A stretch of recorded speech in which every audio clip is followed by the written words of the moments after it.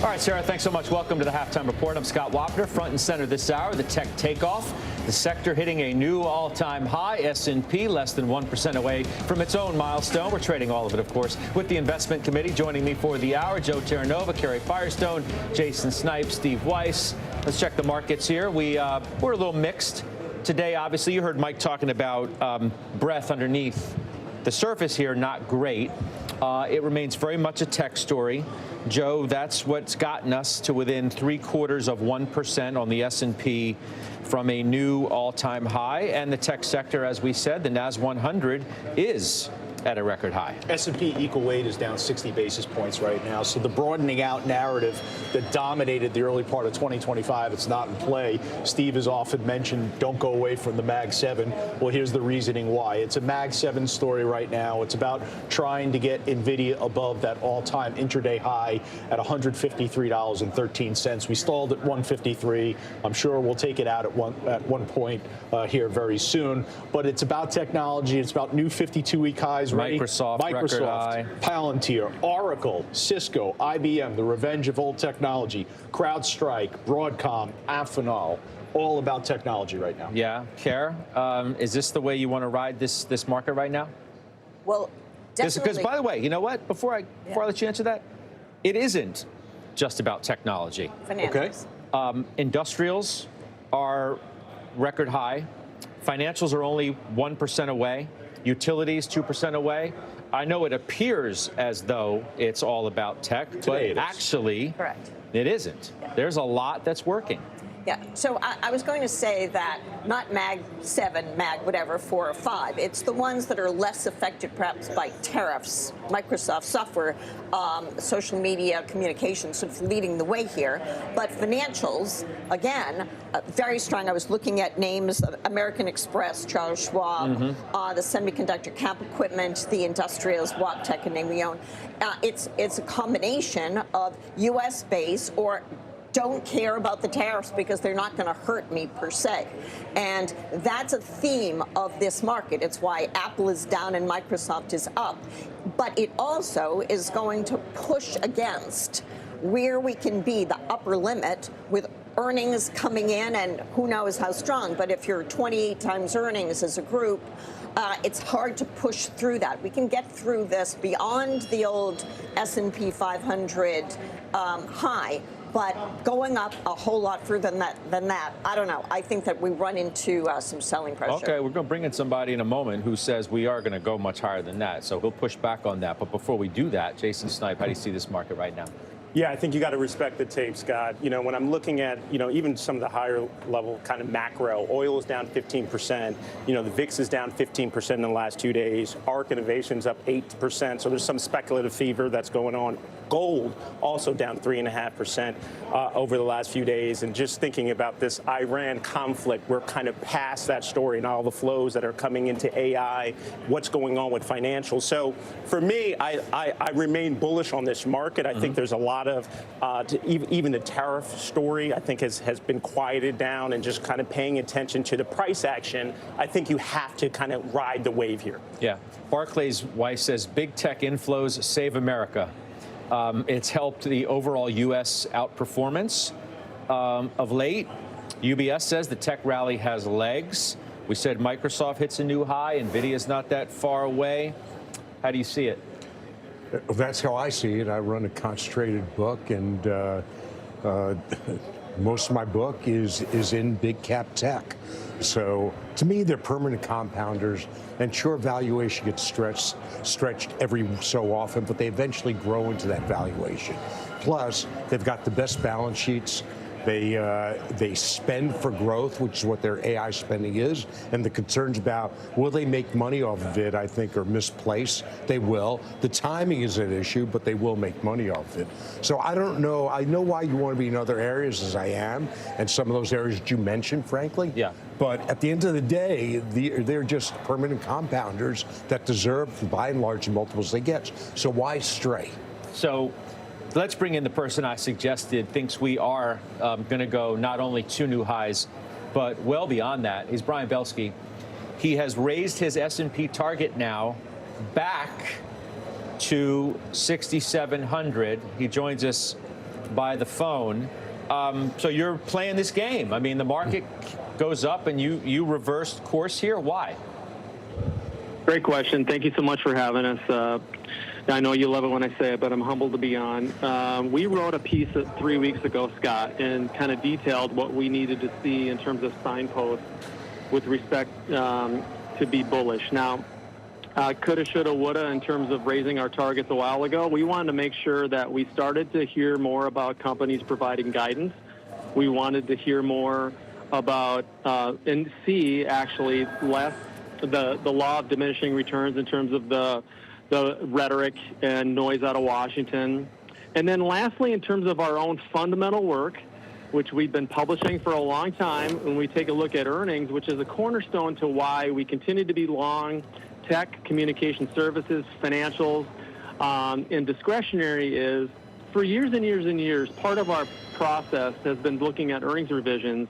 And earnings revisions for the majority of these sectors, especially tech, have bottomed and are going to, we believe, begin to go up a lot. So we think at the end, the last 6 months of the year, so the next 2 quarters, we actually think financials of the area where analyst numbers are still way too low, and we're going to see a lot of very strong balance sheet and cash flow there that is going to drive earnings going forward. So that's why we are overweight those 4 sectors. And, oh, by the way, from a fundamental bottoms-up perspective, that's why we still like the market. And, oh, by the way, have the entire time. When we did lower our target, by the way, in April, we made a comment. We said we own what we own.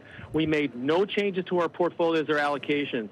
So April, May, June have been one of the best performing quarters of me running money as a published analyst for over 20 years. So we were right to remain prudently bullish, and now we're just adjusting our target as such. I'm just wondering if you're in any way premature in doing so. And the only reason I ask that is because if you're making a declarative statement that guidance is going to be good, how do you know? Number one, earnings season hasn't even started yet. You're making a declarative statement that there's more bark from bite from whatever happens out of D.C. How do you know? We don't know what the ultimate levels on tariffs are going to be. The market obviously appears to be somewhat desensitized to that. We don't know the end game to the big, beautiful bill. And when you declare that the death of American exceptionalism, as you have today, was widely exaggerated and too vehemently applauded, these are your words, to hold any merit or duration in our view. I mean, there has been something going on with the bond market and the dollar. So you make very clear statements here that I'm wondering why you're not at risk of being too early. Thanks for asking that. I really appreciate that. You know, as you know, my job is to be the chief investment strategist for BMO Capital Markets. We have the great fortune of traveling around the world and talking to clients all over the world, my institutional clients. We also know our institutional clients are massively overexposed China and Europe, and because they left America, not because of fundamental reasons, but because of other reasons, they've been reluctant buyers of U.S. stocks for over 20 years, and they saw their opportunity to do so. Now we've seen the relative performance of those areas begin to suffer greatly. We've also seen the relative performance of the dollar. The majority of its losses were actually done the first 4 months of the year, Scott, something we talked about last time when we were on your show. In terms of the bond market, we are seeing some solidification, which we've said now since November of 2022 that we believe that 10-year treasuries are going to be entering a range between 350 and 450. From a normalization pattern, which we do believe that the major trend in markets the next 5 years is normalization, that's a pretty good environment to be in. Lastly, in terms of guidance, when you take a look at charts, right, we are not technicians, we are not chart followers or affirmation confirmation. At the end of the day, we like to be more contrarian. If you take a look at the number of companies in the S&P 500 that are actually providing guidance, it's beginning to, not providing guidance, it's bottoming out. You want to buy things on the turn. So we believe that more companies are going to be, we're getting ahead of this because that's investing. You want to be before things happen. Companies are going to be providing more guidance in second quarter. Financials are going to crush the numbers. Financial companies are going to be the first to provide guidance for the rest of the year, and the market can, will, and should applaud that. Weiss has something for you, B. Go ahead. Yeah, it's kind of interesting to talk about guidance when we've been in a quiet period for about 2 weeks and companies haven't even been able to talk to anybody about guidance. And as you go and look at the guidance going forward, you have to make the assumption that we're going to get an awful lot of trade deals in the next week, or that tariffs going to come in big time on July 9th, or Trump is going to push it forward. And given how unpredictable this administration is, what I come out with, because I also don't agree with your statement that it was vehemently applauded that American exceptionalism is dead. I think that byline, that headline rather, lasted for all of 2 minutes. So to me, Brian, and I'm humbled to be able to put this to you this way, is that you came to your conclusion first, then look for a way to support it, and the way to support it is built on a house of cards or uncertainty. So you're making a bet, and I get that, and that's what you do for a living. That's what I do. But I just don't think you have the ammunition at this point in time to make that bet. Well, thanks for your comments, Steve. I appreciate that. But what we do is research. We look at all 500 companies in the S&P 500. We also run all cap monies. We look at another 1,000 companies. So I have a team that scours through earnings releases. I know we're in a 2-week quiet period, but not all companies report on a calendar basis, Steve. Also, with respect to, you have to also, as I said in my comments to Scott and what we've written, you have to dovetail and combine what earnings revisions are actually doing, Steve, which the path of guidance. So sometimes you do have to make a call. A house of cards, I think, is too strong. We're not going to comment on politics, because I think what politics, again, have proved this year is that politics have nothing to do with the absolute performance of the stock market. It can either enhance or detract. It's been proven out this year. I'm not a politician. No, I'm not a politician. Steve, can I speak, please? Listen, you know, I am an analyst. I'm a published analyst. We've done the work. We've proven ourselves. We have a published track record. I speak what I speak. I say what I mean, and it's been proven, and it's been proven in my results. So you can punch holes in it as much as you want. It doesn't do anybody any good. I appreciate your side of the story. B, so you're with us on Friday. I'm going to give Joe Turnova has a question for you, too. Well, let's do that, and then I'm going to get to some news in a moment. But go ahead. Brian, third quarter debt issuance rises significantly for governments, corporations. Where are you on the relationship between rising debt issuance, yields that potentially could rise, not just here, but around the world, and that relationship with equities? It's a great question, Joe. Nice to hear your voice. We published this thing called the U.S. Chart Book, and we have a page for every single sector where we look at the operating performance of sectors. And if you take a look at where free cash flow is and where debt to equity is, the majority of debt to equity ratios for the majority of sectors, excluding utilities, straight down. Free cash flow straight up. In terms of debt issuance, we'll see with respect to what's going to happen with the Fed. Our call is not encumbered on the Fed cutting rates. Our call is all about what we're seeing in earnings and what we're hearing from companies. So I do believe that from a corporate perspective, in terms of the actual financial statements of a company in a sector which we look at, we think the U.S. companies are very well positioned. All right, we'll leave it there. Brian, thanks for calling in. We're humbled that you're so humbled to be on. We are, and we'll see you in person, I think, on Friday, which is even better that we get to see your face and not only hear your voice. That's Brian Belsky at BMO. We do have a news alert. Brian Sullivan has it. More on those Shell BP talks. Sully, what do you got? Yeah, so the Wall Street Journal, by the way, about an hour ago, putting out a story that Shell is in advanced talks or talks to potentially buy BP. I'm not going to throw entirely a bucket of cold water on that headline, but I will say that I've talked to a number of sources at companies in and around the industry, bankers, et cetera. And here's what CNBC can report on this. It is unlikely that BP would be bought by Shell in its entirety. It is more likely if a deal transpires, and it's possible no deal does transpire, but if a deal does transpire, it is possible that BP is effectively sold not in chunks, that's a bad term, but maybe Shell buys some and say an Abu Dhabi national oil company or another international buyer buys other parts of BP. Again, this is in relation to the Wall Street Journal story regarding Shell potentially in talks to buy BP.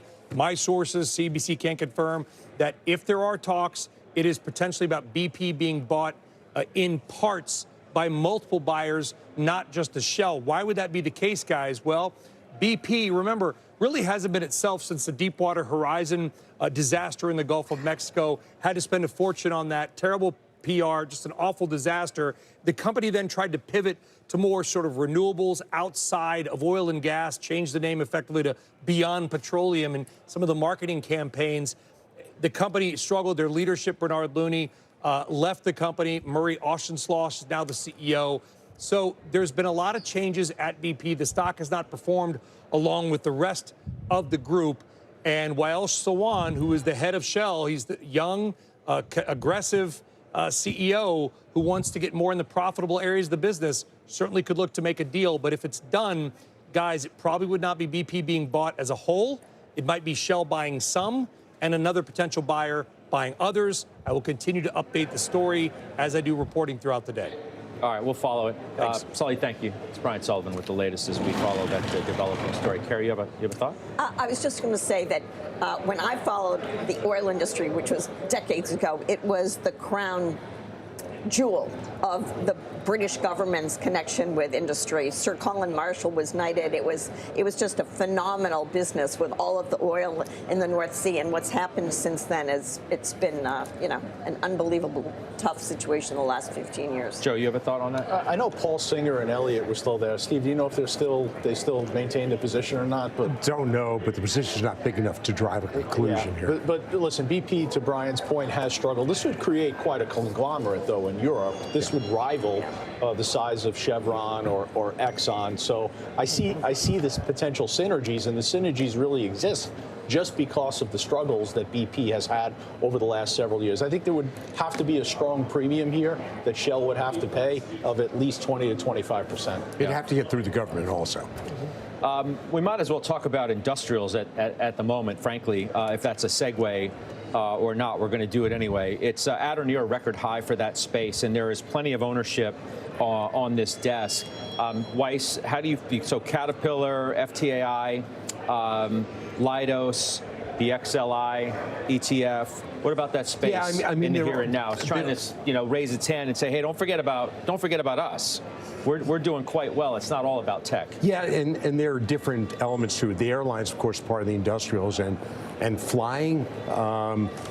Airfares have doubled and tripled, and they've. So despite cutting capacity in some of these markets, they're generating much more revenue, much higher profitability.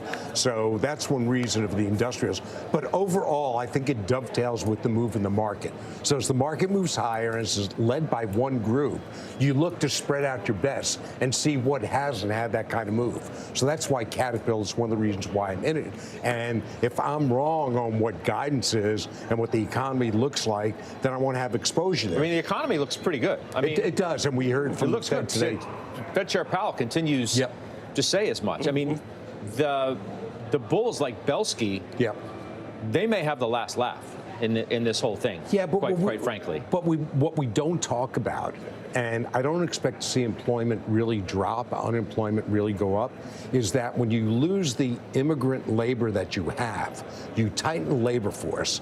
And what that means is you've got to pay a lot more. And we see in some of our companies, we hear about from other companies, and whether it's the electrical contractors or other contractors building out these big data centers, skilled labor is very tough to come by. So wages go up and then the consumer hangs in and people spend more. I don't know what to tell you. Well, it's a certain segment of the economy. It's a skilled labor part of the economy, and it'll feed through the others. So I don't disagree, but if wages go up, the economy will do well, undoubtedly, but the Fed won't cut. No, and but a lot of markets betting on that. If they don't cut because the economy is strong to the point where they don't have to, then so be it.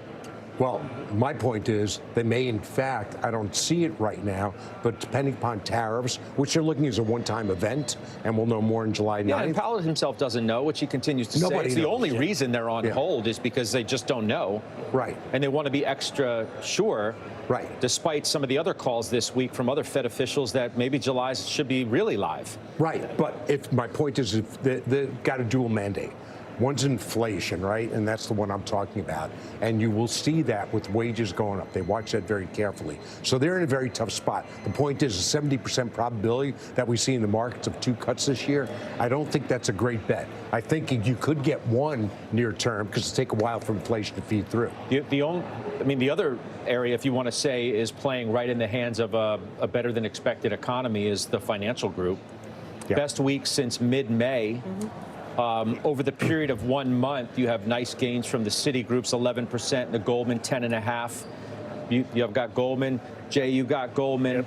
IPOs have been picking up. Yep. We're not hearing animal spirits again yet, but there definitely is more optimism around capital markets activity. 100%. Let me clarify my remarks at the beginning of the show. When I was defining the environment, I said it's all about technology. I'm talking about today. The equal weighted is down 60 basis points. But you're right, Scott. You said this before. Industrials have been the leading sector. Financials are there to participate as well. As it relates to industrials, I think a lot of people have dismissed the premise that the commercial airline production growth was real. That's impacted a lot of those companies like Heiko and like Howmet. And then in terms of financials, if we were talking 6-9 months ago, we'd be talking about insurance companies. We'd be talking about Chubb and Allstate. We'd be saying, okay, when are we going to get the participation from other areas like private equity? Well, look now, you have KKR, which is finally participating once again. Certainly JP Morgan, which traded to an all-time high recently. That's working as well. So it's broadening out the opportunity in the financial sector. I also think that the market sees something in the regulatory relief in the back half of the year that is going to benefit the financial sector. That's starting to get baked in, too. Jason, Blackstone and KKR overweight reiterated today at Morgan Stanley. You have Blackstone, Kerry does too. But what your thought here on these private equity names, which are sniffing something out? You got it. And obviously Blackstone has been an underperformer this year, down around 16%. But they really play in this infrastructure space. They just bought an energy company for about almost $6 billion that provides electricity to New Mexico and Texas. They have $177 billion of dry powder that's looking to be deployed. So I just think that the macro is less cloudy, which I think is creating an opportunity for these PE players to really get busy. Yeah, I would say that in order of importance right now, regulations have been part of the story. It's deals. The idea that these companies can do deals and realizations are the IPO market picking up. And the last thing, if interest rates come down, that helps the PE market. Weiss, you don't own any private equity names? No, I don't, and that's been a complete miss. And I keep looking at my KKR I like quite a bit. And I don't view them as expensive, but what the market's sniffing out here, it's very related to the bank trade because these companies have been running continuation funds, which means that they can't sell into an IPO market. So they give back money to investors, other investors step in. So if you can liquidate your holdings in the IPO market, you'll drive your fee realization. And so it's very, very closely aligned with the banks for those reasons. They are doing deals. They're able to finance deals. That's never stopped. So I do think they're good plays here and good buys. And I may surprise you next week. Let's wrap up the block by just talking about a couple of moves from Joe that he has on something that he's talked a lot about this week. And last, it's the Israel ETF. Yes. You're out of it now? Out of the Israel ETF, and the other side of that was ownership of Canadian oil companies Suncor and Enbridge. This was a collaborative trade that I put on Friday, June 13th. I was basically buying Israel. I've done well in that trade, obviously not so well in Suncor and Enbridge. Exiting the trade in totality, I have probably about a 3.5% gain on the whole trade. All right, let's take a break. All right, we're back. We want to take a look at shares of QXO. They're doing a $2 billion stock offering. They're in the bidding war, right? What's your thought? You've been in the stock a long time. The stock's down 85% from its 52-week high. Right. First of all, why are you still in it? And what do you make of what's going on now with the news reports of this bidding war? Yeah, and I'm not down 85%. I know you're not, but I mean, the stock is obviously making a statement. No, it's not. What it was, so Brad Jacobs announced that he was buying the company, and it was at $5. And I don't know who the fools were that bid it up to 200 and change, but there was basically just Brad Jacobs saying he's buying it. And Brad Jacobs didn't buy it for that level. So when Brad took control, he did a priced the pipe at $9.14. I was one of 7 that were in that transaction. Oh, okay. Okay, and that's where I got in. That's where everybody got in. Volume is very thin. There was no surprise to anybody that when you have that kind of massive dilution, the stock price is going to reset, and that's what it did.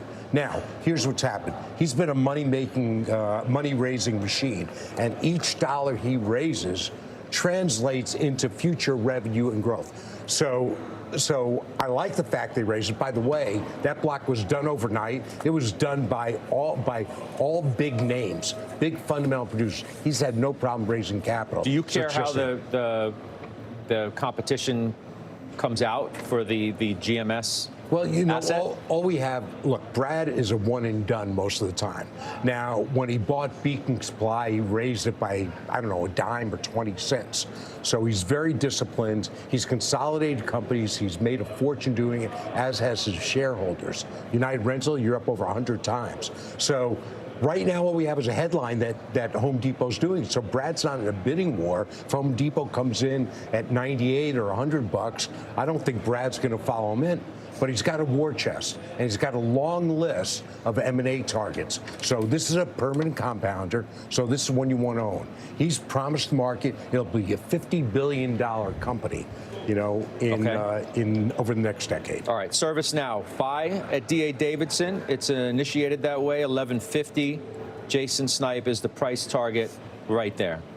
What do you think? They say they're in the early stages of disrupting the CRM market. I absolutely believe that with the new product innovations on their generative AI tools, this stock was down almost 20%. You know, pre-earnings is now down around 5% year to date. So there's been a lot of push. The earnings growth was really good. At EPS growth was 19%. Revenue growth was 18%. But they now have over 500 customers at an annual contract value above $5 million, which is 20% year-over-year growth. So there is a lot of momentum here. So I continue to like this software name. Carrie, S&P Global, reiterated overweight, JPM, $575 is the price target. We expect S&P to organically grow revenues in the high single-digit percentage points over time, aided by innovation, pricing power, and cross-pollination of solutions across 5 segments. What do you think about that call? I think that all makes sense. I think there's more to go. That's 10% upside from this price. It's never a cheap stock. It exists in a monopoly or duopoly situation in many of their markets, including the ratings business, which has been weak because not a lot of issuance of new debt, and there will be if interest rates come down. We're jumping to McKesson, reiterated by $775 at Argus. Joe, this is yours. Yeah, they're really executing cost efficiency. It's almost a strategy that we saw in play at Meta a number of years ago, skinnying down the business, moving away from areas that have been underperforming, getting out of geographic areas like Europe that have been challenged as well. So that skinnying down process is leading to revenue growth acceleration, and the street is rewarding them for that. All right, UBS. They're bullish today on Ross, TJX, and Burlington. They have increased conviction that those 3 companies are still good investments at current valuations. You own Ross and TJX. You sold Burlington in the most recent rebalance. Tell us more. Yeah, highlight the word still. Highlight the word still, because what they're trying to do is defend against what has been poor price action. I could tell you that these still, names, what do you mean still? Well, they're saying still because they're defending against the poor. Oh, still good. Still good. They're defending against the poor price action in a lot of these names. I could tell you that these names have lost the momentum clearly. We're in an environment where maybe not so much off price is as valuable as we previously thought. Collectively, of all of them, I still view TJX as the best in class just because of the economy of scale. You got a thought on that? No? Anybody else? I mean, I'm separate. I'm looking at Lululemon, and that stock just continues. It's been terrible. Continue to make You're lows. looking at it, maybe buying it? You know, I keep looking at it, but then, you know, competition is really hitting them. You've got Aloe, you've got others. Yeah, but that's been the story for for a couple of years now. Yeah, but the growth they've had in their store base, the competition is pretty significant. A couple of years ago, yeah, they were on the scene, mostly online, but now it's. I don't know. I'd like to buy it because I think it's a better company than those two, and those two are short term. What do you think is a better buy right now, Lulu or Nike? Oh. Where's the better risk reward? Where's the better risk reward? It's asking if I want to die by gun or by sword. You know, they both have the same issues. I mean, Nike's seen massive competition come in. What about sourcing? China's the whole issue with Nike. Is it also true with Lulu? I don't know. It is, but not to as large an extent. I'd probably say Lulu. I don't know what the valuation comparison is off the top of my head. So. Well, Nike's cheaper, but I'd probably say Lulu. Yeah. Contessa Brewer has final trades. Mr. Weiss, what do you got? Taiwan Semi, you know, it's also a lot of these lists that are quality companies to buy. The future is extremely bright. They are the go-to for semiconductor manufacturing and design. Who's got Amex? I do.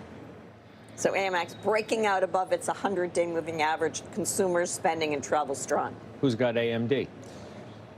NVIDIA is not the only game in town. I like AMD here. I like the partnership with AWS for GPUs and CPUs. Watch this stop. Wow. Where's yours? Jason just took my final trade. You guys both picked AMD. AMD, strong momentum right now. I will see Stevens Taiwan Semi and raise him in AMD. Taiwan Semi is within 1.5% of hitting a new high. So NVIDIA needs to get to 153.13, I think is the number to watch today. It's not that far away. It's up more than 3%, and we'll track that over the final stretch. I'll see you on the bell. Hello, everybody. Welcome to Blue Cloud Trading. My name is George. It is Wednesday, June 25th. It's after the close. I'm actually in Maine at a campground. I'm sitting outside. You might hear some wind. You might hear noises from other people. It's possible. But guess what? It's an amazing view that I have right here. I'm like literally looking at the lake. The sun is hitting it still. And yeah, I'm going to cover the stocks that they just talked about on the show. There's about 22. So this is going to be I'm not going to spend too much time on each one. I'm going to give you a quick synopsis of where I feel that these stocks are. These are the stocks they talked about on the halftime report. And we'll look at the indices very quickly as well as some of the Mag 7 stocks, the ones that are not in my portfolio. And I'm not going to cover the sectors today, though, because it's just too much stuff to handle here. So let's get into it. Well, this is okay. Before we get into it, actually, let me just mention one more thing. If you haven't joined yet and haven't become a member, consider becoming a member. And so one of the things you can do is hit the subscribe button. And then the next step is, once you've subscribed, I think this is going to pop up, the subscribe plus button. What that will do is allow you the ability to actually become a member. So there's 3 different levels here when you click on it: Blue Cloud Supporter, Blue Cloud Trader, and Blue Cloud Legend level member. And there's different perks for each of the memberships. If you want to get access to the, some of my day trading videos, daily trade updates that I give on my portfolio, that I post right here under the membership. So that will pop up under membership. Then consider becoming a member. Anyway, and then the other thing I wanted to also mention is right here under the link, next to the link, you'll see this right here, 9 more links. Click on that. Scroll down, and what you'll find is this link. Now, this is the $25 coupon that you can get for the software that I use, the TC2000 trading software, which is fantastic. Enter your email here. You can download the Windows. For Windows, you can also use it on the Mac and mobile and the web. And then you can find about the pricing right here. Here's the software plans. So monthly, for example, it's $10 for silver, $29.99 for the gold, $59.99 for the platinum. I would recommend going with gold because it has a lot more features that you can go through, including being able to draw on the charts and track alerts and that sort of thing. Okay, so consider that. And then, of course, if you go to annual, it brings down the price. So if I switch it here to annual, you'll see it goes down to $24.99 a month. And if you do it biannually, you save even more. It's just $22.49 a month. So, and you can use that $25 towards any of these different tiers. Okay. Now let's get into what happened today. Market. Well, most of the indices didn't do so well. The Dow was down 0.25%. The NASDAQ was actually up 0.31%. S&P 500 was flat at 0%. And the Russell 2000 was down 1.17%. Heat map here shows us how the stocks did. In the S&P 500, you can see that NVIDIA was up 4.33%. Google was up 2.35%. But there was a lot of red too, quite a bit of red. And let's take a look also at the sector performance. Technology was actually the winner today. So let me zoom in on that so you can see it. 0.77%, where real estate was down 2.35%. Consumer defensive utilities were also down a bit. All right, and the 1 week performance so far, technology financials are the top leaders, okay? Energy down 4.18%. So let's get into the S&P 500 SPY ETF first. We'll look at this one, and we're going to look at the daily charts here. You can see that it is still above the Tenkan. We've got a reversal candle here, but it was up 0.06%. It's getting close to the all-time highs of 613.23. if we can break that level, we've got something.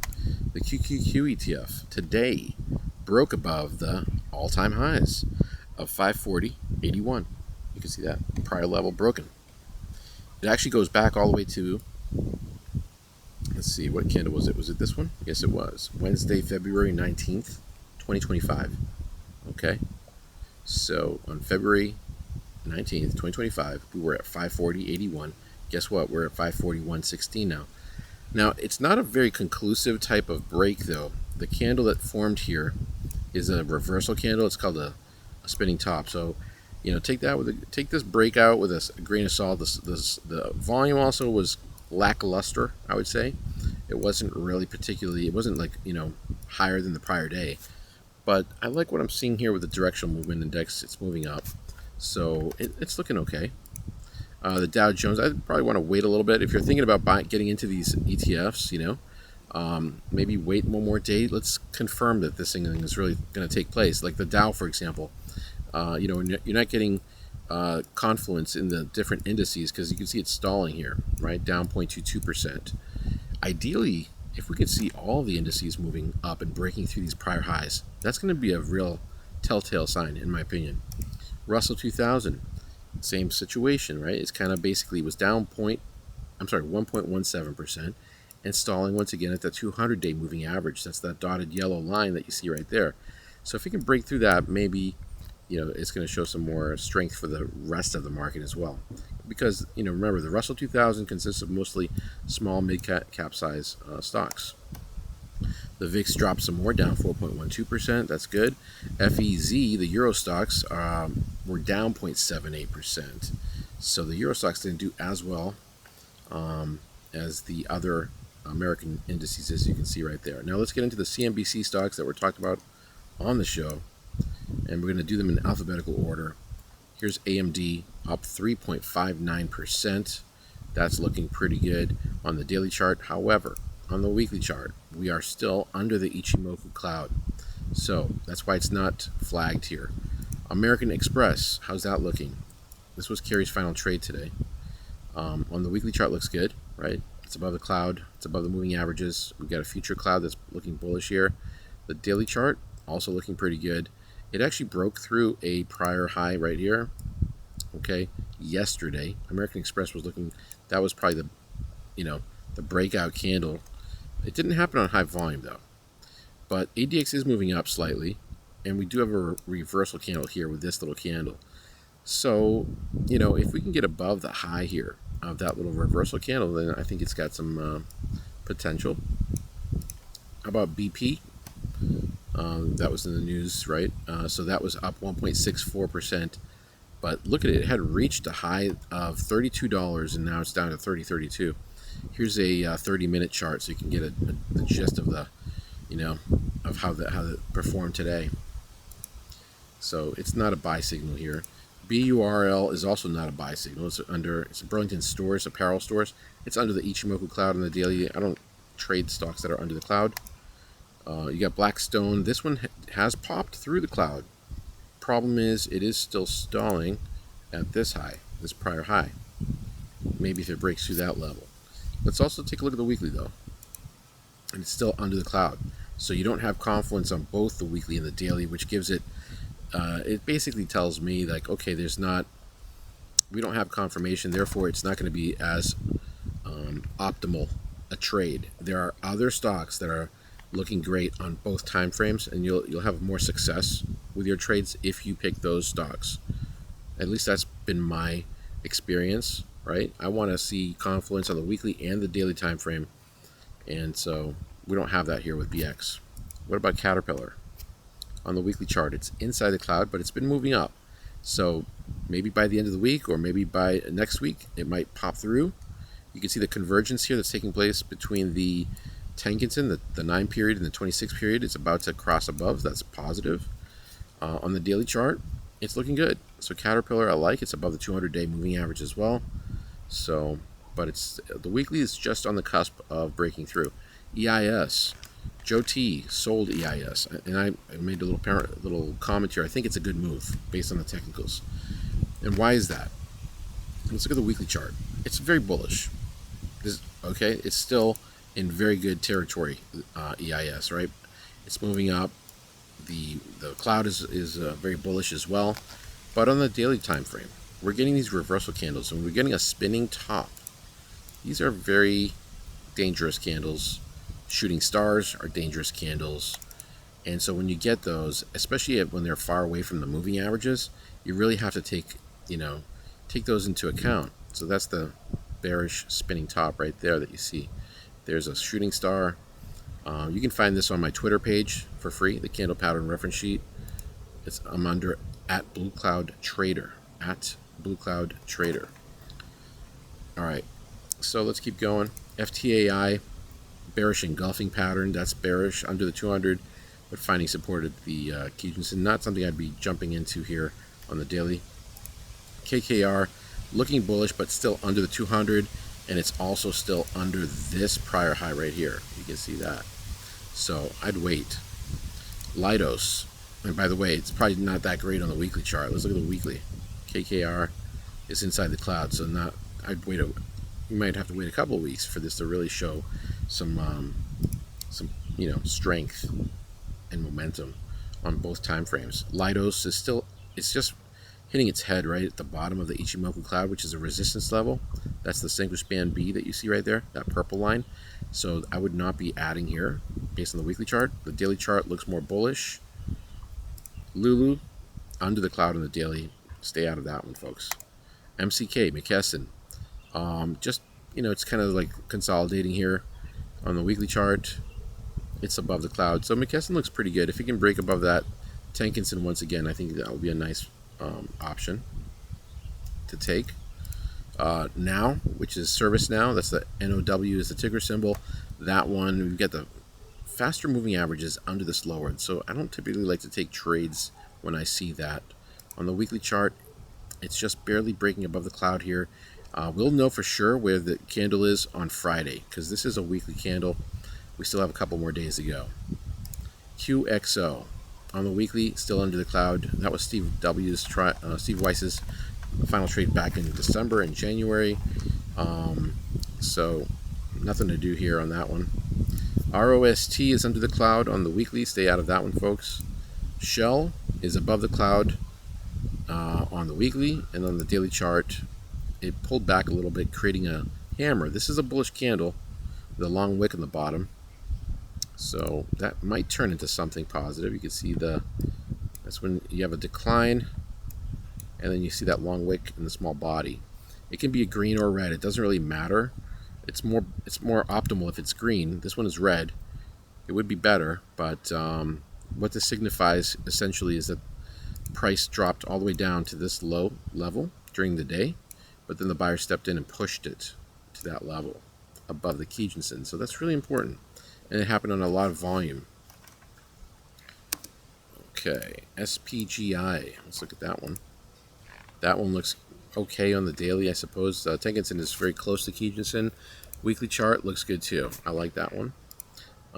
It's not. I haven't flagged it because on the daily chart, the Tenkinson is still under Kijun-sen, but it's looking pretty good.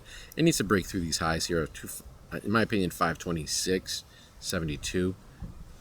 Personally, that's what I'd be waiting for.